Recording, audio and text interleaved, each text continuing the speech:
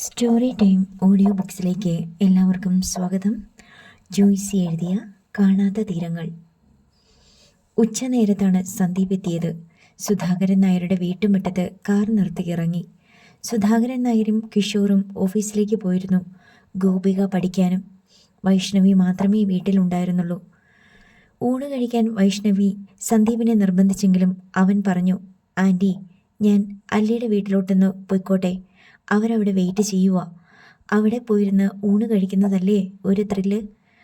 അവിടെ പോയിരുന്ന് ഊണ് കഴിക്കുന്നതിൽ വലിയ ത്രില്ലൊന്നുമില്ല. അല്ലിയുടെ കൂടെ ഇരുന്ന് കഴിക്കുന്നതിൽ മാത്രമേ ഉള്ളൂ ത്രില്ല്. വൈഷ്ണവി തുറന്നങ്ങ് പറഞ്ഞു. ഈ ആൻറ്റിയെ കൊണ്ട് ഞാൻ തോറ്റു. സന്ദീപ് ചെറിയൊരു ചമ്മലോടെ പറഞ്ഞു. ആ ചെല്ല്, ഇതൊക്കെ ഇപ്പോഴല്ലേ ഉള്ളൂ.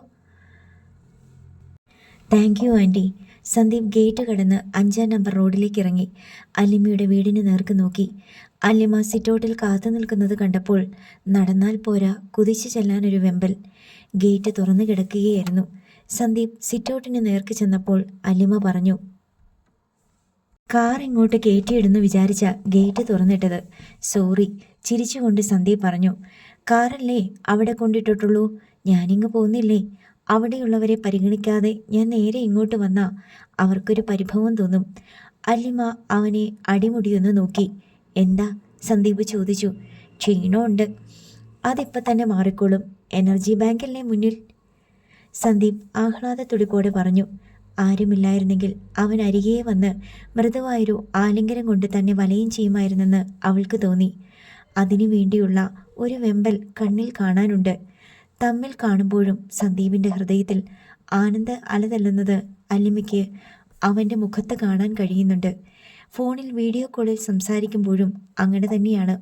എത്ര ടെൻഷനിരിക്കുകയാണെങ്കിലും ഫോണിൻ്റെ സ്ക്രീനിൽ തമ്മിൽ കണ്ടു കഴിയുമ്പോൾ മൂടിക്കെട്ടി നിന്ന ആകാശത്ത് പെട്ടെന്ന് സൂര്യവെളിച്ചം വ്യാപിച്ച പോലെയാണ്. എന്തൊരു സന്തോഷം! എല്ലാ വേവലാതികളും ശങ്കകളും ആരോ തുടച്ചു നീക്കിയ പോലെ കാണെ മുഖം പൂ പോലെ വിടരുന്നു. കണ്ണിലും കവിളിലും ചുണ്ടിലും പ്രേമ പൂമ്പൊടി കലരുന്നു. അല്ലിമ അതിനെ മാജിക് എന്നാണ് വിശേഷിപ്പിക്കാറ്. പ്രേമത്തിന് മാത്രം കഴിയുന്ന അത്യത്ഭുതകരമായ മാജിക്. അല്ലിമ സന്ദീപിന് നേരെ ഊണുമുറിയിലേക്കാണ് കൊണ്ടുപോയത്. അമ്മ ഓഫീസിൽ പോയി. അച്ഛൻ ഇന്ന് ലീവ് എടുത്തു, അല്ലിമ പറഞ്ഞു. അപ്പോൾ ഊണ് ആരുണ്ടാക്കി? ഞാനും അച്ഛനും കൂടെ. അങ്കിൾ കുക്ക് ചെയ്യുമോ? എൻ്റെ കൂടെ. കുക്കിംഗ് ഇഷ്ടമായിട്ടല്ല, എന്നെ ഹെൽപ്പ് ചെയ്യാൻ വേണ്ടിയാ. വാത്സല്യം കൊണ്ടാ. എനിക്ക് അസൂയ തോന്നുന്നു. എൻ്റെ ജീവിതത്തിലെ ഏറ്റവും വലിയ ഭാഗ്യം എൻ്റെ അച്ഛനും അമ്മയുമാ.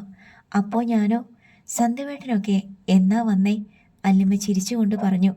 രാജഗോപാൽ ഊണുമുറിയിലേക്ക് വന്നു. Good noon uncle. Very good. Sandeep വരുന്നു പറഞ്ഞതുകൊണ്ടാണ് ഞാൻ ഓഫീസിൽ പോകാതിരുന്നേ. രാജഗോപാൽ കസേര നീക്കിയിട്ടിരുന്നു.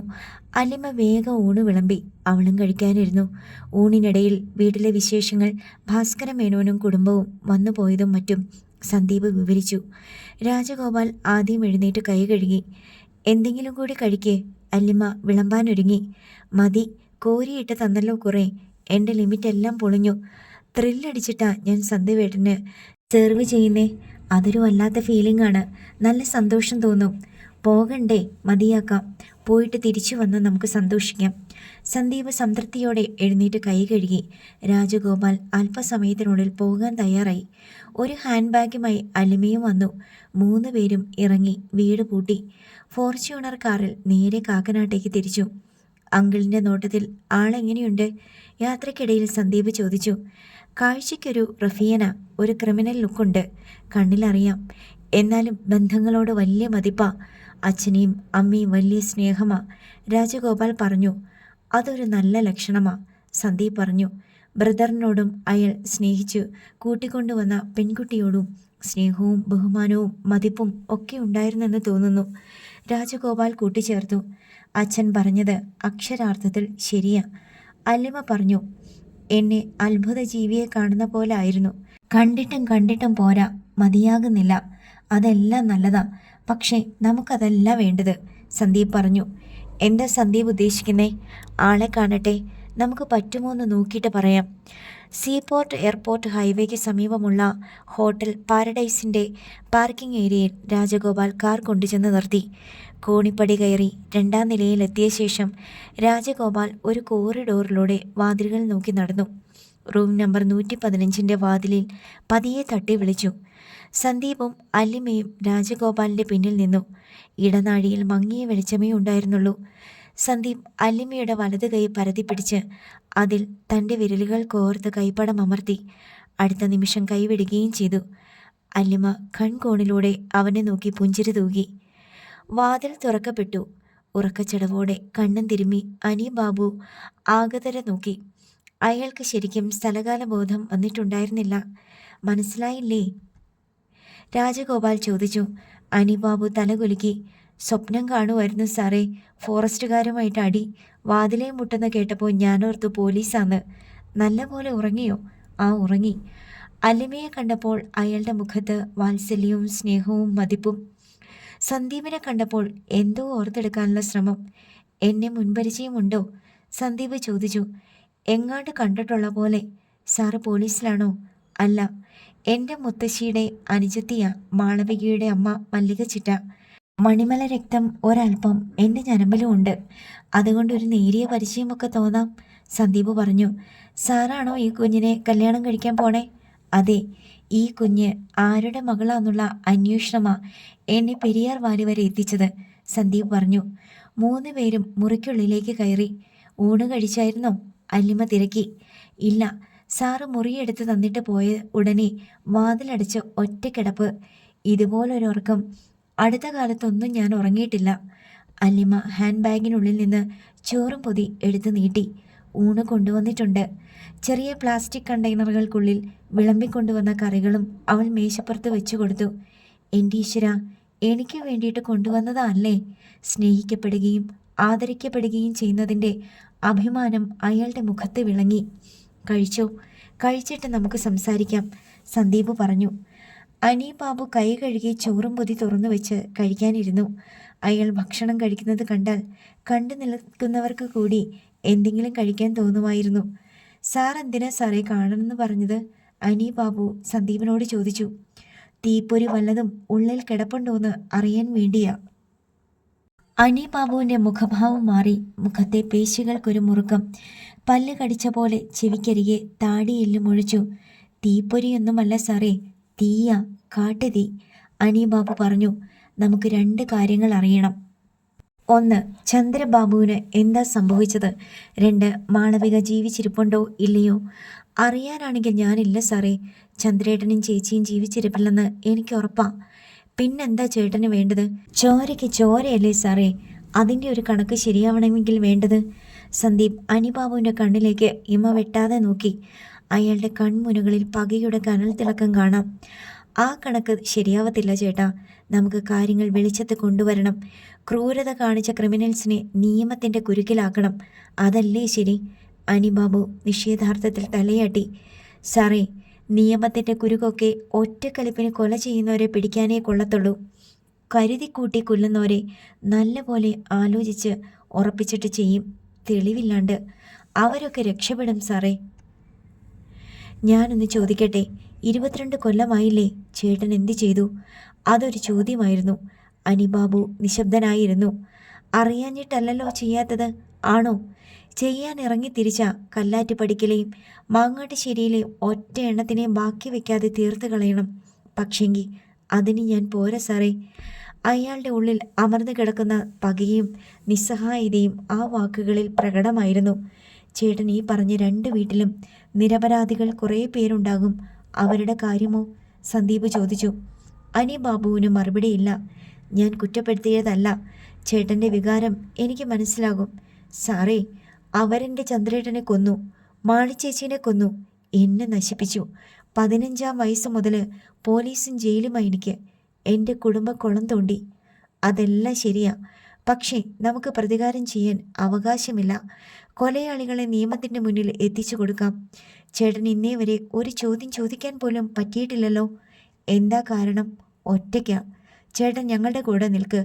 ഓരോരുത്തരെയായിട്ട് നമുക്ക് പൊക്കിയെടുക്കാം. ഐക്യമാണ് ഏറ്റവും വലിയ ബലം. ഇതിനിടയിൽ അനിബാബു ചോറുണ്ട് കഴിഞ്ഞു. കൈ കഴുകിയിട്ട് വാ, സന്ദീപ് നിർദ്ദേശിച്ചു. അനിബാബു അനുസരിച്ചു. അയാൾ കൈ കഴുകി തിരിച്ചു വന്നപ്പോൾ സന്ദീപ് പറഞ്ഞു, എനിക്ക് ഈ കേസിൽ മുന്നിൽ കയറി നിൽക്കാൻ പറ്റില്ല. കാരണം എതിർവശത്ത് എൻ്റെ അച്ഛൻ്റെ തറവാടാണ്. അല്ലിക്ക് നിൽക്കാൻ പറ്റില്ല. അവളൊരു പെൺകുട്ടിയാ. ഞങ്ങൾക്കൊരു മുന്നണി പോരാളി വേണം. ചാവേറാകാനും ഒരുക്കാ സാറേ. അതൊന്നും വേണ്ട, മുന്നിൽ നിന്നാ മതി. സന്ദീപ് പറഞ്ഞു, സാറേ, ഞാനൊരു ജയിൽ പുള്ളിയാ. എന്നെ കാണുമ്പോഴേ പോലീസുകാർക്കറിയാം. അതൊന്നും സാരമില്ല.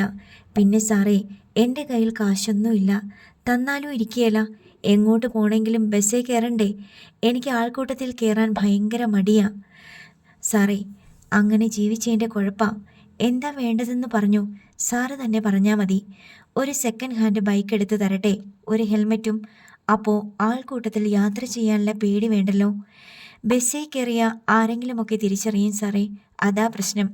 പത്രത്തിൽ ഒരുപാട് തവണ പടം അടിച്ചു വന്നിട്ടുള്ളത് കൊണ്ടാ. എനിക്ക് മനസ്സിലായി. അതുകൊണ്ടാ ബൈക്ക് തരാമെന്ന് പറഞ്ഞത്. രാജഗോപാലും അല്ലിമയും സന്ദീപിനെ നോക്കി. സന്ദീപിൻ്റെ പദ്ധതി എന്താണെന്ന് അവർക്കറിയില്ല. പീരുമേട് സർക്കിളിൻ്റെ അടുത്ത് ഒരു പരാതി എഴുതി കൊടുക്കണം. 22 വർഷം മുമ്പ് ഏലപ്പാറ ബസ് സ്റ്റാൻഡിൽ വെച്ച് ചന്ദ്രബാബു എന്നു പേരുള്ള സ്വന്തം ജ്യേഷ്ഠനെ കാണാതായി. അന്ന് പരാതി കൊടുത്തിരുന്നു. നിലവിലുള്ള അവസ്ഥ അറിയിക്കണം. അതേ പരാതി തന്നെ പെരുവന്താനം പോലീസിലും കൊടുക്കണം. അവരെന്നെ അപ്പം തന്നെ പിടിച്ച് അകത്തിടും സാറേ, അനിബാബു പറഞ്ഞു. സ്റ്റേഷനിൽ കയറുന്നതിന് മുമ്പ് എന്നെ വിളിക്കണം. കയറിക്കഴിഞ്ഞ് അരമണിക്കൂറിന് ശേഷവും വിളിക്കണം. വിളി വന്നില്ലെങ്കിൽ ബാക്കി ഞാൻ നോക്കിക്കൊള്ളാം. സാറ് ഏറ്റല്ലോ. എന്താ സംശയം? കോട്ടയത്തും ഇടുക്കിയിലും SP ഓഫീസിലൊക്കെ നമുക്ക് ആളുണ്ട്, സന്ദീപ് ധൈര്യപ്പെടുത്തി. ഇന്നിപ്പോൾ ഞാൻ എന്താ ചെയ്യണ്ടേ? വീട്ടിലോട്ട് തിരിച്ചു പോട്ടെ? വേണ്ട, ഇന്നിവിടെ താമസിക്ക്. നാളെ പീരുമേട്ടിലും പെരുവന്താനത്തും പോകണം. സെക്കൻഡ് ഹാൻഡ് ബൈക്ക് ഇന്ന് തന്നെ നോക്കാം. അനിബാബു അത് സമ്മതിച്ചു. കാറിൽ തിരികെ പോരുമ്പോൾ രാജഗോപാൽ സന്ദീപിനോട് ചോദിച്ചു, അയാളെ വിശ്വസിക്കാമോ? വിശ്വസിക്കണം. നമുക്ക് ഏതെങ്കിലും ഒരു യൂസ്ഡ് 2 വീലർ ഗ്യാരേജിലേക്ക് പോകാം. അങ്കിളിന് അറിയാമോ എവിടെയൊക്കെ ഉണ്ടെന്ന്? തപ്പിയെടുക്കാം, രാജഗോപാൽ പറഞ്ഞു. അയാൾ അബദ്ധം വല്ലതും കാണിക്കുമോ സന്ദീപ്? മരിക്കേണ്ടി വരും. കുറച്ച് സ്റ്റഡി ക്ലാസ് കൊടുക്കാം. മൂപ്പരുടെ ബോഡി അങ്കിൾ ശ്രദ്ധിച്ചോ? കാരിരുമ്പ് പോലെ. സൂക്ഷിക്കണം, അമിതമായിട്ട് വിശ്വസിക്കരുത്, രാജഗോപാൽ മുന്നറിയിപ്പ് നൽകി. അനിബാബു നൽകിയ പരാതി CA രാമനാഥൻ ഒന്ന് ഓടിച്ചു വായിച്ച ശേഷം അവനെ അടിമുടി ഒന്ന് നോക്കി. ആ നോട്ടത്തിൽ പരിഹാസവും പുച്ഛവും അവഗണനയുമെല്ലാം അടങ്ങിയിരുന്നു. 22 വർഷം മുമ്പത്തെ മാൻ മിസ്സിംഗ്? അതെ സർ. അനിബാബു ഭവ്യതയോടെ തലകുനിച്ചു. ഞാൻ അന്വേഷിക്കണം അല്ലേടാ? സാർ ഇതിനു വേണ്ടി മെനക്കിടേണ്ട സാറേ. താഴെയുള്ള സാറന്മാരോട് പറഞ്ഞാൽ മതി, അവരന്വേഷിക്കട്ടെ. സാറിന് വേറെ ഒരുപാട് ജോലിയില്ലേ? ഞാൻ കുമളിലിരിക്കുമ്പോൾ നീ ആനക്കൊമ്പ് കേസിൽ എനിക്ക് പിടി തന്നിട്ടുള്ളവനല്ലേ? ആ കേസിൻ്റെയൊക്കെ ശിക്ഷ കഴിഞ്ഞിട്ട് വർഷം എത്രയായി സാറേ?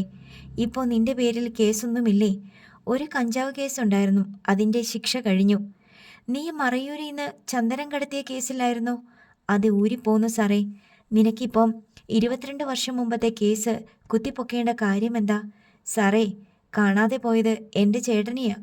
ഇത്രയും കാലം നീ അതൊന്നും ഓർത്തില്ലേ? CA നെറ്റിച്ചൊളിച്ചു. ഓർക്കാഞ്ഞിട്ടല്ല സാറേ, സഹായത്തിന് ആരുമില്ലായിരുന്നു.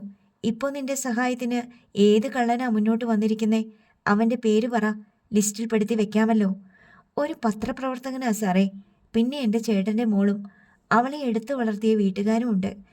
ആരൊക്കെ ഉണ്ടായാലും നിന്നെ ഇപ്പോൾ പിടിച്ച് ലോക്കപ്പിലോട്ട് കയറ്റി 4 ഇടിയിടിച്ച് ഒരു കഞ്ചാവ് കേസും ചാരായ വാറ്റ് കേസും ചാരായം വിറ്റ് കേസും 2 തടിക്കേസും കൂടി നിന്റെ പേരിലോട്ട് ചാർജ് ചെയ്ത് കഴിഞ്ഞാൽ അവിടം കൊണ്ട് നിന്റെ കഥ കഴിഞ്ഞു.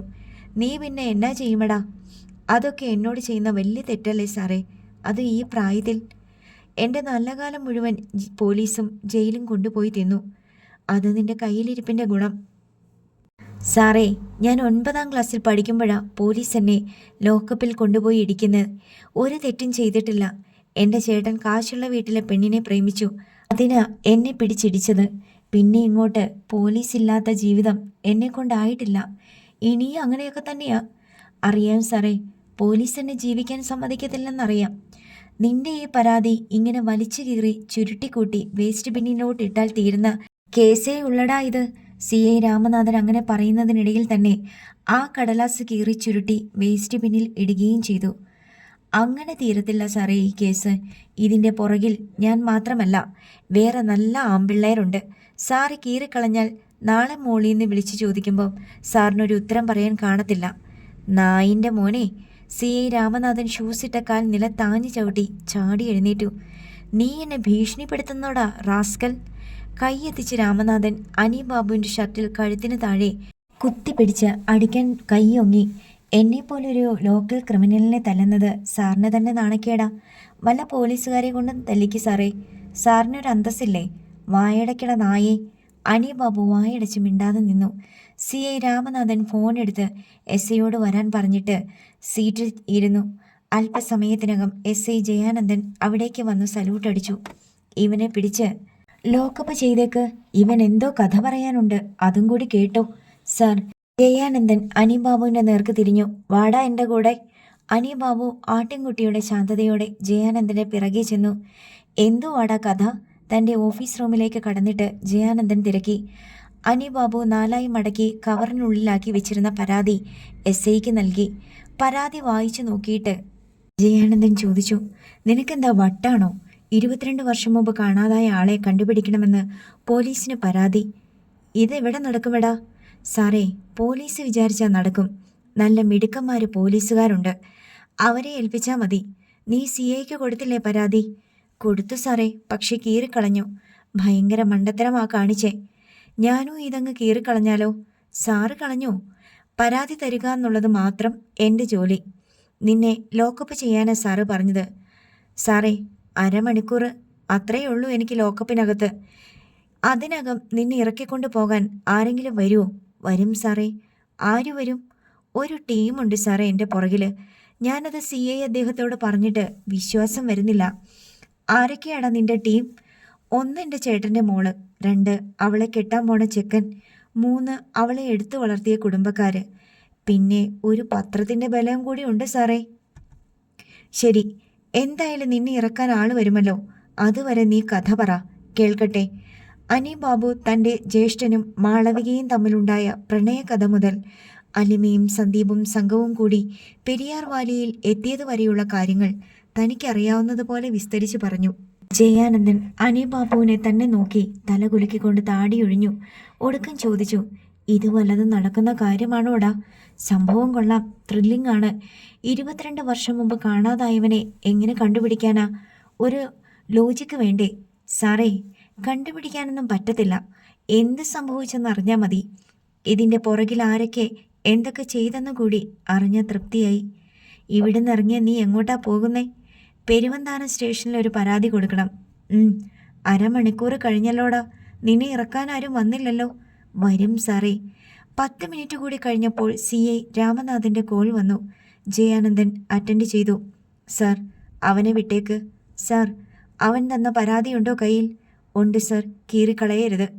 അവന് പരാതി കൈപ്പറ്റി റെസിപ്റ്റ് കൊടുക്കണം. സാർ, ഇന്ന് തന്നെ അന്വേഷണം തുടങ്ങിക്കോ. 22 വർഷം മുമ്പത്തെ കേസാ. കാണാതായവൻ്റെ പേര് ചന്ദ്രബാബു. ഏലപ്പാറ ബസ് സ്റ്റാൻഡിൽ നിന്ന ആളെ പിന്നീടാരും കണ്ടിട്ടില്ല. സംഭവമെല്ലാം അയാൾ പറഞ്ഞു സാറേ. കിട്ടാവുന്നിടത്തോളം ഡീറ്റെയിൽസ് കളക്ട് ചെയ്തോ. സാർ, കോൾ കട്ടായി. ശരി, നീ പോയിക്കോ. SI പറഞ്ഞപ്പോൾ അനിബാബു ശബ്ദമില്ലാതെ ചിരിച്ചു. എന്താടാ ഇളിക്കുന്നേ? ഞാൻ അപ്പോഴേ പറഞ്ഞില്ലേ സാറേ, ഇത് പൊളിക്കും. 22 കൊല്ലം മാന്തി പൊളിക്കും. അടിവേര് വരെ മാന്തിയെടുക്കും. സാറിനല്ലേ അന്വേഷണം? ആ, നീ ചെല്ല്. എന്നാ പോട്ടെ. അനിബാബു സ്റ്റേഷനിൽ നിന്നിറങ്ങി. മുറ്റത്ത് കാത്തു നിന്ന ഒരു പോലീസുകാരൻ കൈ തട്ടി വിളിച്ചു. എടാ, ഇവിടെ വാ.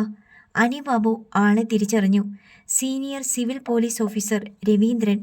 ഉപ്പുതറ സ്റ്റേഷനിൽ വെച്ചുള്ള പരിചയമാണ്. അനിബാബു അടുത്ത് ചെന്നു.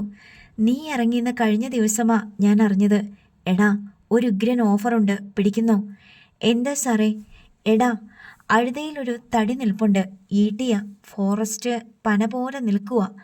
ഒറ്റത്തടി, വളവില്ല, പോടില്ല, കേടില്ല. വെട്ടിയിറക്കി ടോറസിൽ കയറ്റി കൊടുത്താൽ മതി. 50,000 നിന്റെ പോക്കറ്റിൽ വീഴും. ഇല്ല സാറേ, ഞാനതൊക്കെ നിർത്തി. നിനക്ക് മാത്രം 50,000. തടി ഇറക്കുന്ന ടീമിന് 25,000. രാത്രി 10 തുടങ്ങിയ വെളുപ്പിന് 2 മണിക്ക് പണി തീരണം. നേരം വെളുക്കുന്നതിന് മുമ്പ് മില്ലിലെത്തിക്കണം. ഇല്ല സാറേ. എന്നിട്ട് സാർ എന്നെ ഫോറസ്റ്റുകാർക്ക് ഒറ്റിക്കൊടുക്കും.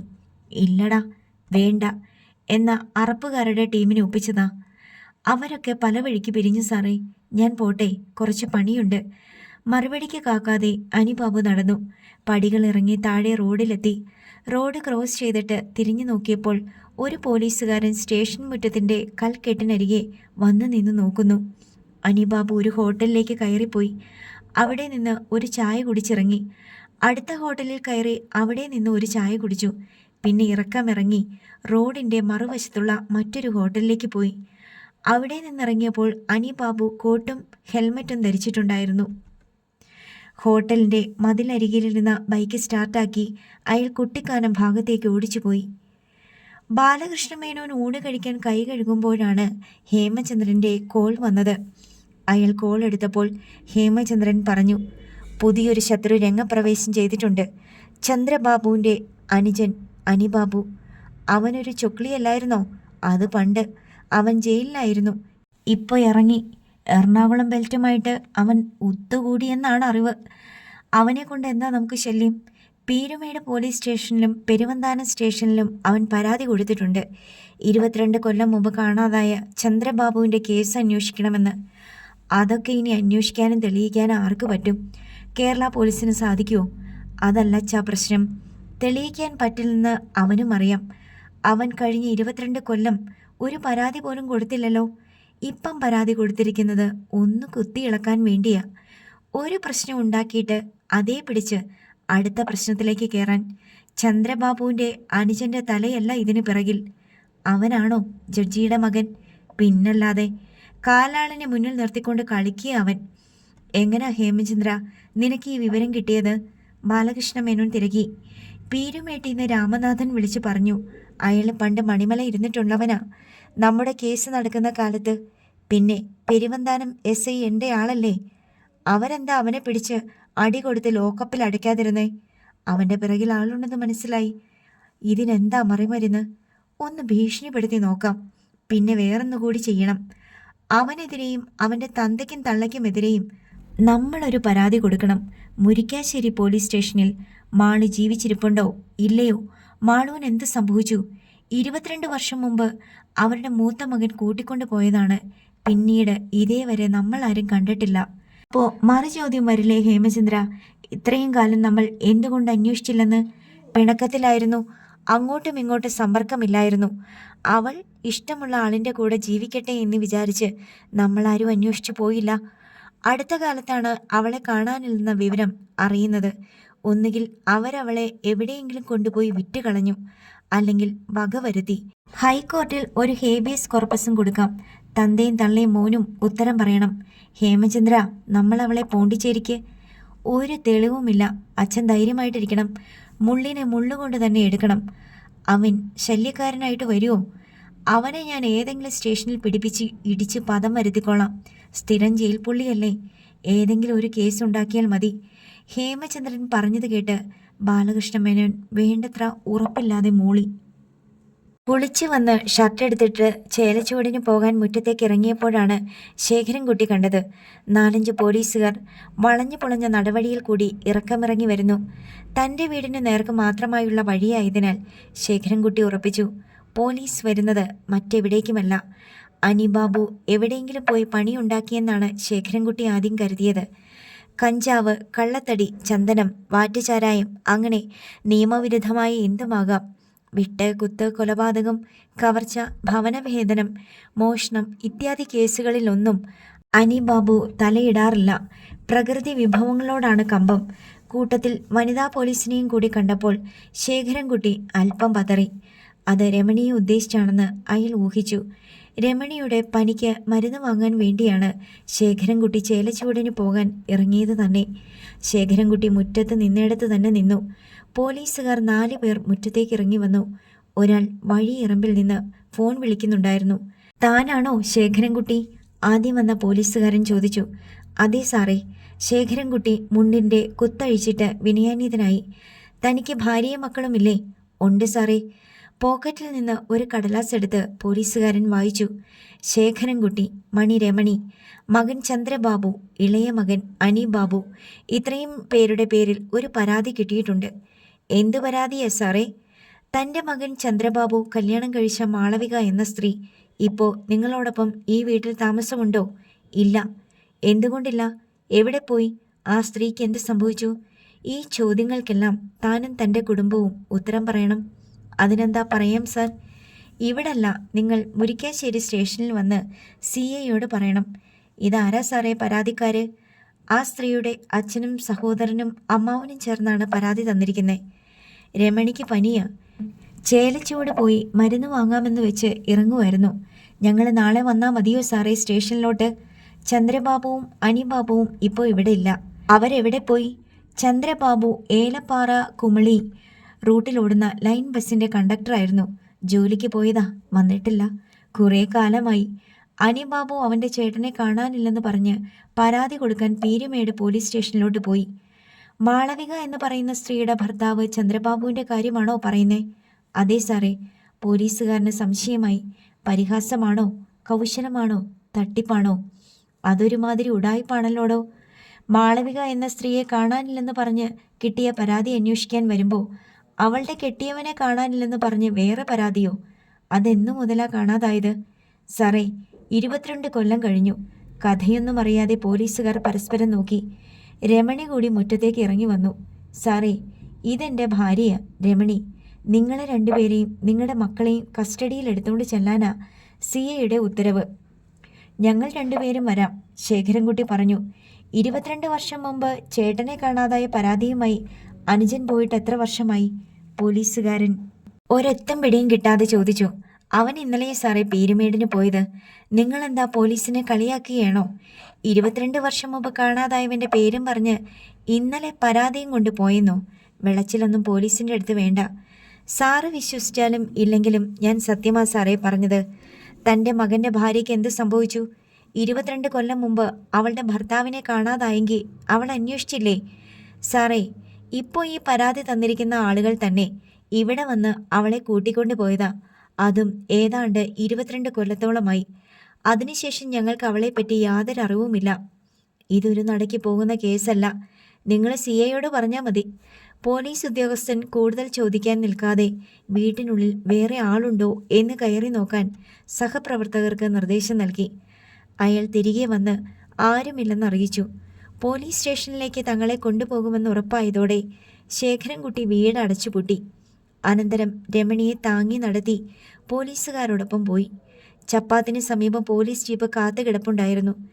രമണിയെയും ശേഖരൻകുട്ടിയെയും ജീപ്പിൽ കയറ്റുന്നത് കാണാൻ അയൽക്കാരിൽ ചിലർ റോഡ് വക്കിൽ എത്തി നിൽക്കുന്നുണ്ടായിരുന്നു. പോലീസ് ജീപ്പ് മുരിക്കാശ്ശേരി സ്റ്റേഷൻ ലക്ഷ്യമാക്കി കയറ്റം കയറിപ്പോയി. സ്റ്റേഷനിലെത്തിയ ഉടനെ പോലീസ് ശേഖരൻകുട്ടിയെയും രമണിയെയും CI സാബു വർഗീസിൻ്റെ മുന്നിൽ എത്തിച്ചു. ഇവർ രണ്ടുപേർ മാത്രമേ വീട്ടിൽ ഉണ്ടായിരുന്നുള്ളൂ സർ.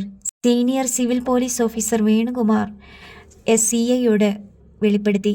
തൻ്റെ ടേബിളിലിരുന്ന പരാതിയുടെ പ്രസക്ത ഭാഗങ്ങൾ വായിച്ചു കേൾപ്പിച്ച ശേഷം പരാതി കടലാസ് ഉയർത്തിക്കാട്ടി CI ശേഖരൻകുട്ടിയോട് ചോദിച്ചു. മാളവികയെപ്പറ്റി എന്തെങ്കിലും പറയാനുണ്ടോ? ആ സ്ത്രീ എവിടെയാണെന്നോ, എന്ത് സംഭവിച്ചെന്നോ, ജീവിച്ചിരിപ്പുണ്ടെന്നോ മരിച്ചെന്നോ എന്തെങ്കിലും? അറിയാൻ പാടില്ല സർ. സാറിന് ഈ പരാതി തന്നവർ എൻ്റെ വീട്ടിൽ വന്ന് മാളുവിനെ കൂട്ടിക്കൊണ്ടു പോയതാ 10-22 കൊല്ലം മുമ്പ്. അങ്ങനെ അവർ വന്ന് കൊണ്ടുപോയെന്നും തിരിച്ചു കൊണ്ടുവന്നില്ലെന്നും കാണിച്ച് ആ കാലത്ത് ഞാനിവിടെ പരാതി തന്നിട്ടുണ്ടായിരുന്നു. അതേപ്പറ്റി അന്വേഷണമൊന്നും ഉണ്ടായില്ല, ശേഖരൻകുട്ടി പറഞ്ഞു. അന്വേഷണം എന്തുകൊണ്ടാണ് ഉണ്ടാകാത്തതെന്ന് താൻ അന്വേഷിച്ചില്ലേ? അന്നിവിടെ ഇരുന്ന സാറിനോട് ഞാൻ ചോദിച്ചായിരുന്നു. അപ്പോൾ പറഞ്ഞത് അന്യരാരുമല്ലല്ലോ കൊണ്ടുപോയത്, ആ പെണ്ണിൻ്റെ അച്ഛനും ആങ്ങളെയും അമ്മാവനും കൂടിയല്ലേ, അവർ വേണ്ട പോലെ നോക്കിക്കോളൂ എന്നാ. അതോടെ താനങ്ങ് തൃപ്തിപ്പെട്ടോ? വേറെ എന്ത് ചെയ്യാൻ പറ്റും സാറേ? താൻ കൂടെ കൂടെ വന്ന് അന്വേഷിക്കണമായിരുന്നു. അങ്ങനെയല്ലേ എല്ലാവരും ചെയ്യുന്നത്.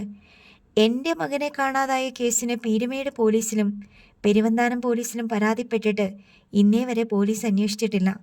അതൊന്നും സഹിക്കാൻ പറ്റത്തില്ല സാറേ. പോലീസ് അന്വേഷിച്ചില്ലെന്ന് തനിക്ക് എങ്ങനെ അറിയാം? അന്വേഷണത്തിൻ്റെ ഒരു വിവരവും എന്നെ അറിയിച്ചിട്ടില്ല. ഒടുവിൽ ആ കേസ് തേഞ്ഞു മാഞ്ഞു പോയി. ഇപ്പോൾ ഈ പരാതി തന്നിരിക്കുന്നവർ തന്നെയാണ് എൻ്റെ മോനെ കാണാതായതിൻ്റെ പുറകിലുമുള്ളത്. അവർക്ക് പൈസയും സ്വാധീനവും ഉള്ളതുകൊണ്ട് ഒന്നും വെളിച്ചത്ത് വരാതെ എല്ലാം മൂടി വയ്ക്കാൻ പറ്റി. മാളവിക എന്ന സ്ത്രീയെ അടുത്ത കാലത്ത് കാണാനില്ലെന്ന മട്ടിലാണല്ലോ പരാതി. സാറേ, പള്ളിക്കുടിയിൽ അന്വേഷിച്ചാൽ അറിയാം. കഴിഞ്ഞ 21 കൊല്ലമായിട്ട് അവൾ ഞങ്ങളുടെ കൂടെയില്ല. അനീബാബു എവിടെ പോയി? കഞ്ചാവ് കേസിൽ ജയിലിൽ പോയിട്ട് ഇറങ്ങിയവൻ. അനീബാബു പീരുമേട്ടിലും പെരുവന്താനത്തും പരാതി കൊടുക്കാൻ പോയ കാര്യം CIയോട് പറഞ്ഞു. സാറേ, അവൻ 2 പരാതി കൊടുത്ത ശേഷമാ ഈ പരാതി വന്നിരിക്കുന്നേ. അവര് ഞങ്ങളെ ദ്രോഹിക്കാൻ വേണ്ടി ചെയ്യുന്നതാ. കഴിഞ്ഞ തവണയും ഇങ്ങനെ തന്നെ ഒരു സംഭവം നടന്നു. അന്ന് ഞങ്ങളെ കാണാൻ വന്നവരെ പോലീസ് പിടിച്ചോണ്ടുപോയി. സത്യാവസ്ഥ അറിഞ്ഞപ്പോൾ വിട്ടു. CI സാബു വർഗീസ് വേണുകുമാറിനോട് ആ സംഭവത്തെപ്പറ്റി തിരക്കി. വേണുകുമാർ ക്രൈംബ്രാഞ്ച് DYSP ഹേമചന്ദ്രൻ നൽകിയ പരാതിയെപ്പറ്റി പറഞ്ഞു. ആ കേസ് കൈകാര്യം ചെയ്തത് എൽദോസ് സാർ ആണ് സാറേ. അദ്ദേഹത്തിന് അറിയാം അതിൻ്റെ ഡീറ്റെയിൽസ്. വേണുകുമാർ പറഞ്ഞു. എൽദോസിനോട് വരാൻ പറ, CI നിർദ്ദേശിച്ചു. 5 മിനിറ്റിനുള്ളിൽ എൽദോസ് എത്തി. ശേഖരൻകുട്ടിയെയും രമണിയെയും മാറ്റി നിർത്തിയിട്ട് CI എൽദോസിനോട് വിവരങ്ങൾ തിരക്കി. ഇത് കോംപ്ലിക്കേറ്റഡ് കേസാ സാറേ, എൽദോസ് പറഞ്ഞു. പ്രശ്നം എന്താന്ന് വെച്ചാൽ, ഒരു വശത്ത് പണവും ശക്തിയും അധികാരവും തന്ത്രങ്ങളും എല്ലാം വെച്ചുകൊണ്ടുള്ള യാതൊരു മനസാക്ഷിയും ഇല്ലാത്ത കള്ളക്കളി, മറുവശത്ത് കുറച്ച് സത്യങ്ങളും തെളിവുകളും. ഇവർ പറയുന്ന മാളവിക എന്ന പേരുള്ള സ്ത്രീ ഇപ്പോൾ എവിടെയാ സാറേ? കംപ്ലൈൻറ്റ് തന്നവര് ഒരു രാത്രി വന്ന് കൂട്ടിക്കൊണ്ട് പോയതാ. ഇവിടെ ശേഖരൻകുട്ടി എന്ന് പറയുന്ന ആള് അതിൻ്റെ കംപ്ലൈൻറ്റ് തന്നിട്ടുണ്ടായിരുന്നു. അന്നിരുന്നവര് അതത്ര പരിഗണിച്ചില്ല. അയാളുടെ മകനെ കാണാതായെന്നൊക്കെ പറയുന്നുണ്ടല്ലോ 22 കൊല്ലം മുമ്പ്. സാറേ, ശതകോടീശ്വരൻ്റെ വീട്ടിലെ പെങ്കൊച്ചിനെ ബസ് കണ്ടക്ടർ അടിച്ചുകൊണ്ട് പോയി രജിസ്റ്റർ മാരേജ് കഴിച്ചു. കോടതിയും പോലീസും ഒക്കെ ഇടപെട്ടതാ. മറ്റവർക്ക് ദുരഭിമാനം. 22 കൊല്ലം കഴിഞ്ഞിട്ടും ഒരുത്തിനെ പറ്റി ഒരു വിവരവും ഇല്ലെങ്കിൽ സാറിന് ഊഹിക്കാമല്ലോ. അവർ തീർത്ത് കളഞ്ഞതാ. എന്നിട്ട് വന്ന് അവരുടെ പെണ്ണിനെ വിളിച്ചുകൊണ്ട് പോയി. ഇതാണ് സത്യം. പക്ഷേ അസോസിയേഷനിൽ നിന്ന് പ്രഷർ വന്നിട്ടുണ്ട്, പരാതിക്കാർക്ക് ഫേവറബിളായിട്ട് കൈകാര്യം ചെയ്യണമെന്ന്. മെറ്റയാളിൻ്റെ മകനെ ഫിനിഷ് ചെയ്തതിനും അവരുടെ പെണ്ണിനെ വാനിഷ് ചെയ്തതിനും തെളിവില്ലല്ലോ. ഇവരാ കുടുങ്ങാൻ പോകുന്നേ. അല്ല സാറേ, ഞാൻ ഈ കേസൊന്ന് പഠിച്ചായിരുന്നു. പെണ്ണിൻ്റെ വീട്ടുകാർ ഒരു കോമാളിത്തരം കാണിച്ചു വെച്ചിട്ടുണ്ട്. ആ പെണ്ണ് ഗർഭിണിയായിരുന്നു. അവരവളെ പോണ്ടിച്ചേരി കൊണ്ടുപോയി പ്രസവിപ്പിച്ച് കൊച്ചിനെ എടുത്തു കളഞ്ഞു. അന്നത്തെ കാലമല്ലേ, തെളിവൊന്നുമില്ലല്ലോ. തെളിവുണ്ട് സാറേ. ആ കളഞ്ഞ കൊച്ച് ജീവിച്ചിരിക്കുന്നു. അതിന് 21 വയസ്സ് പ്രായമുണ്ട്. തന്തയും തള്ളയെ അന്വേഷിച്ച് നടക്കുക അത്. CI സാബു വർഗീസ് വിശ്വാസം വരാത്ത പോലെ എൽദോസിൻ്റെ കണ്ണിലേക്ക് നോക്കി. ഇവിടെ വന്നിട്ടുണ്ടായിരുന്നു.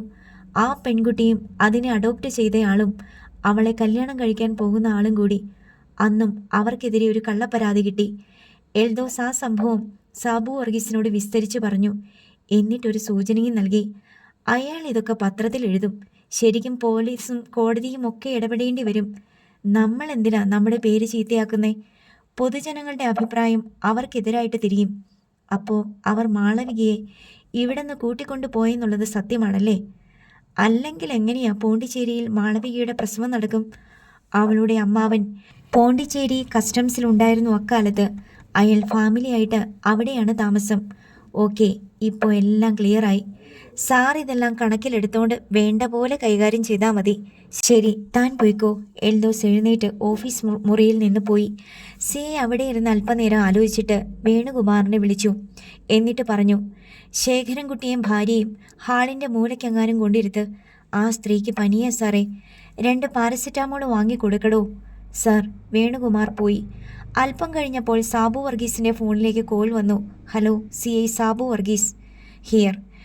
അവരെ കിട്ടിയോന്നറിയാൻ വിളിച്ചതാ. തിരുവനന്തപുരത്തുനിന്നാ. ആ കിട്ടി സാർ. എന്നിട്ട്? ലോക്കപ്പ് ചെയ്തു. 2 ദിവസം കിടക്കട്ടെ. എത്ര വലിയ പ്രഷർ വന്നാലും വിട്ടയക്കണ്ട സാർ. ഓക്കെ. കോൾ കട്ടായി. CI തലയ്ക്ക് പിന്നിൽ കൈകൾ പിണച്ച് ചാരിക്കിടന്നു. ഹേമചന്ദ്രൻ കാർ ഓടിച്ച് കല്ലാറ്റുപടിക്കലെത്തിയപ്പോൾ അവിടെ ബാലകൃഷ്ണമേനോനൊപ്പം ജഗന്നാഥക്കുറുപ്പും ഹരീന്ദ്രനും ഉണ്ടായിരുന്നു. ചെന്ന പാടെ ഹേമചന്ദ്രൻ പറഞ്ഞു, പെരിയാർ വാലിന്ന് അവരെ പൊക്കി. എന്നിട്ട്? ഹരീന്ദ്രൻ ചോദിച്ചു. ലോക്കപ്പ് ചെയ്തു. ഇത്ര പെട്ടെന്ന്? അതിനൊക്കെ നമ്മുടെ കയ്യിൽ ആളുണ്ട് ഹരി. ഇനി അവനെ കൂടി പൊക്കണം. ആരെ? അനീബാബു. ഈസിയാ. അവൻ്റെ ക്രൈം ലിസ്റ്റ് നീണ്ടുവരന്ന് കിടക്കുവല്ലേ. അവൻ എവിടെയുണ്ട്? ബാലകൃഷ്ണമേനോൻ തിരക്കി. ഇന്നലെ മുണ്ടക്കയത്തുണ്ടായിരുന്നു. ലോഡ്ജിൽ മുറിയെടുത്തിട്ട് ബൈക്ക് അവിടെ വെച്ച് ഓട്ടോയിൽ കയറി പോയിട്ടാണ് അവൻ പെരുവന്താനം സ്റ്റേഷനിൽ കംപ്ലൈൻറ്റ് കൊടുത്തത്. നമ്മുടെ ആൾ അവനെ കൃത്യമായിട്ട് ഫോളോ ചെയ്യുന്നുണ്ട്. ഇപ്പോൾ അവൻ എവിടെയാ? ഹരീന്ദ്രൻ ചോദിച്ചു. ലോഡ്ജിൽ നിന്ന് പോന്നു. മണിമല ഭാഗത്തൊക്കെ കറങ്ങുന്നുണ്ട്. അവൻ്റെ പഴയ വീടിരുന്ന സ്ഥലത്ത് പോയി. അവൻ്റെ പഴയ ചില പരിചയക്കാരെയൊക്കെ കണ്ടു. പൊൻകുന്നത്തെ ഒരു ലോഡ്ജിൽ മുറിയെടുത്തിട്ടുണ്ട്. മണിമല വന്നപ്പോൾ പോലീസിനെ കൊണ്ട് കസ്റ്റഡിയിൽ എടുപ്പിക്കാമായിരുന്നില്ലേ? ജഗന്നാഥക്കുറുപ്പ് ആരാഞ്ഞു. മണിമല പോലീസിന് ഒരു അങ്കലാപ്പുണ്ട്. SP ഓഫീസിൽ നിന്ന് 2 തവണ വാണിംഗ് കിട്ടിയതുകൊണ്ടാണ്. ഞാൻ പൊൻകുന്നം പോലീസുമായിട്ട് സംസാരിച്ച് വെച്ചിട്ടുണ്ട്. അവൻ മണിമല വന്നത് നന്നായി. അവനെ കൊടുക്കാൻ പറ്റിയ ഒരു കേസ് ഞാൻ ഫോം ചെയ്യുന്നുണ്ട്. ഒന്നുകിൽ ലോഡ്ജിൽ ചെന്ന് കസ്റ്റഡിയിലെടുക്കും. ഇന്ന് രാത്രി അവൻ എങ്ങോട്ടെങ്കിലും യാത്ര തിരിക്കുന്നുണ്ടെങ്കിൽ യാത്രക്കിടയിൽ വളഞ്ഞു പിടിക്കും. ഒരു സമാധാനവുമില്ല ഹേമചന്ദ്ര. ഉറങ്ങിയിട്ട് ദിവസങ്ങളായി. അതുകൊണ്ടാണ് ഇങ്ങോട്ട് വന്നേ. ജഗന്നാഥക്കുറുപ്പ് അവലാതിപ്പെട്ടു. നിങ്ങൾ ധൈര്യമായിട്ട് വീട്ടിൽ പോവും. അവൻ്റെ കാര്യം ഞാനേറ്റു. ഹേമചന്ദ്രൻ സാന്ത്വനപ്പെടുത്തി. നല്ല ഒന്നാന്തരം കളിയാണ് ഞാൻ കളിക്കുന്നേ. നമ്മളെ ആരും ഒന്നും ചെയ്യാനില്ല. അതാദ്യം വിശ്വസിക്കേ. ജഗന്നാഥക്കുറുപ്പും ഹരീന്ദ്രനും അത് വിശ്വാസത്തിലെടുത്ത് അല്പസമാധാനത്തോടെ മാങ്ങാട്ടുശ്ശേരിക്ക് തിരിച്ചുപോയി. സന്ധ്യ കഴിഞ്ഞപ്പോൾ ഹേമചന്ദ്രൻ പൊൻകുന്നത്തേക്ക് പോയി. ബസ് സ്റ്റാൻഡിനു സമീപം കാർ ഒതുക്കിയിട്ട് പൊൻകുന്നം പോലീസിൻ്റെ സന്ദേശം കാത്തുകിടന്നു. 10 മണി കഴിഞ്ഞപ്പോൾ സ്റ്റേഷൻ ഹൗസ് ഓഫീസറുടെ വിളി വന്നു. അവൻ ലോഡ്ജിൽ നിന്ന് ഇറങ്ങി. മുറി ചെക്കൗട്ട് ചെയ്തു. പാലാ ഭാഗത്താണ് അവൻ്റെ നീക്കം. ശരി, ഫോളോ ചെയ്യൂ. ഞാൻ ടൗണിലുണ്ട്. പുറകെ എത്തിക്കോളാം. ലോഡ്ജിൽ നിന്ന് ബൈക്ക് എടുത്ത് പ്രശാന്ത് നഗർ വഴിയാണ് പോയിരിക്കുന്നേ. ഓക്കെ, പൈകയ്ക്ക് ഇപ്പുറത്ത് വെച്ച് പിടിക്കണം, ഹേമചന്ദ്രൻ നിർദ്ദേശിച്ചു. കൂരാലി ജംഗ്ഷനിൽ വെച്ച് പോലീസ് ജീപ്പ് അനിബാബുവിൻ്റെ ബൈക്കിനെ ഓവർടേക്ക് ചെയ്തു. ബൈക്കിന് കുറുകെ ജീപ്പ് നിർത്തി പോലീസുകാർ ചടുപ്പിടുന്നതിനെ ഇറങ്ങി.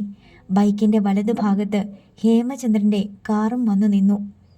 അടുത്ത ഭാഗം നാളെ.